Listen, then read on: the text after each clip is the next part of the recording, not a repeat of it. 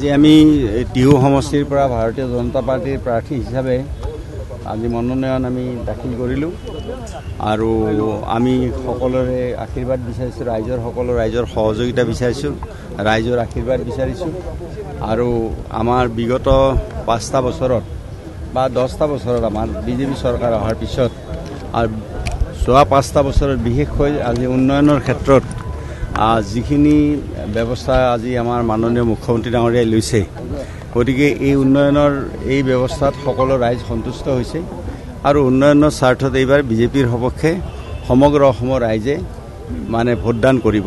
আমি সেইটো আশাবাদী সেইটোৰ ক্ষেত্ৰত আৰু তাৰ উপৰিও আমাৰ টিহু সমষ্টিৰ ৰাইজেও এইবাৰ বিভিন্ন উন্নয়ন টিহু সমষ্টিত হৈছে বিগত দিনত, গতিকে টিহু সমষ্টিবাসী ৰাইজেও এইবাৰ বিজেপিৰ সপক্ষে ভোটদান কৰিব।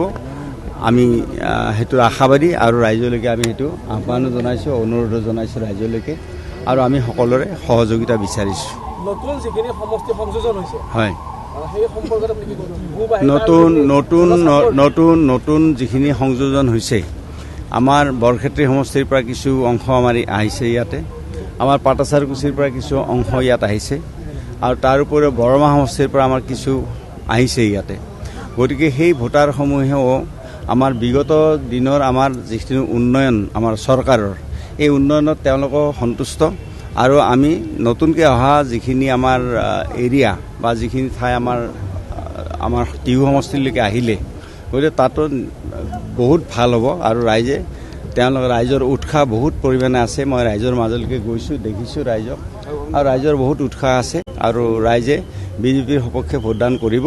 আৰু গতিকে আমাৰ পুৰণা ধৰ্মপুৰৰ দুটা আমাৰ মণ্ডল আছে আৰু টিহু মণ্ডল এটা হৈছে 3 নম্বৰ মণ্ডল আৰু পশ্চিম নলবাৰী বৰক্ষেত্ৰী এটা মণ্ডল আছে।